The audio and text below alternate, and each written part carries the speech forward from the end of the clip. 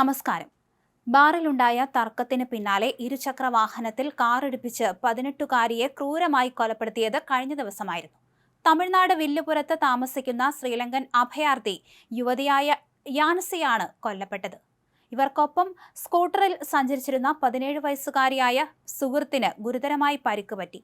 സംഭവവുമായി ബന്ധപ്പെട്ട് പ്രതികളായ ബാലമുരുകൻ 21 വയസ്സ്, ജോഷ്വ 19 വയസ്സ്, കിഷോർ കുമാർ 19 വയസ്സ് എന്നിവരെ പോലീസ് അറസ്റ്റ് ചെയ്തു. ചെന്നൈയിലെ ഒരു സ്വകാര്യ ബാറിൽ യാൻസിയും സുഹൃത്തുക്കളും നൃത്തം ചെയ്യുന്നതിനിടെ മറ്റൊരു സംഘവുമായി ഉണ്ടായ വാക്കേറ്റമാണ് ഇത്തരത്തിൽ ഒരു ദാരുണമായ കൊലപാതകത്തിൽ കലാശിച്ചത്. ബാറിനുള്ളിൽ വെച്ച് തർക്കം രൂക്ഷമായപ്പോൾ തന്നെ ബൗൺസർമാർ ഇടപെട്ട് ഇരുവിഭാഗത്തെയും ശാന്തരാക്കി പ്രശ്നം പരിഹരിച്ചിരുന്നു. എന്നാൽ ബാറിൽ നിന്ന് പുറത്തിറങ്ങിയ ശേഷവും ഇരു സംഘങ്ങളും തമ്മിലുള്ള പക ഒടുങ്ങിയിരുന്നില്ല. ഇരുചക്ര വാഹനത്തിൽ മടങ്ങുകയായിരുന്ന യാൻസിയും സുഹൃത്തും തങ്ങളുമായി തർക്കത്തിലേർപ്പെട്ട യുവാക്കളുടെ കാർ വഴിയിൽ വെച്ച് കാണുകയും അതിനു നേരെ കല്ലെറിയുകയും ചെയ്തു. ഇതിൽ പ്രകോപിതരായ യുവാക്കൾ കാറുമായി യുവതികളെ അതിവേഗം പിന്തുടരുകയായിരുന്നു. തുടർന്ന് ഇവർ സഞ്ചരിച്ചിരുന്ന സ്കൂട്ടറിനെ കാർ ഇടിച്ചു തെറിപ്പിച്ചു. ഇടിയുടെ ശക്തമായ ആഘാതത്തിൽ റോഡിലേക്ക് തെറിച്ചു വീണ യാൻസി സംഭവ സ്ഥലത്ത് വെച്ച് തന്നെ തൽക്ഷണം മരിച്ചു.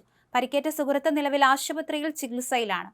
അതേസമയം പ്രായപൂർത്തിയാകാത്ത 17 വയസ്സുകാരിക്കുൾപ്പെടെ പ്രവേശനം നൽകിയതിന് നിയമലംഘനം നടത്തിയ സ്വകാര്യ ബാർ അധികൃതർ ഇടപെട്ട് പൂട്ടിച്ചു. സംഭവത്തിൽ കൃത്യമായ അന്വേഷണം നടത്തി ബാക്കി പ്രതികളെ കൂടി നിയമത്തിന് മുന്നിൽ എത്തിക്കാൻ പോലീസ് പ്രത്യേക അന്വേഷണ സംഘത്തെയും നിയോഗിച്ചിട്ടുണ്ട്.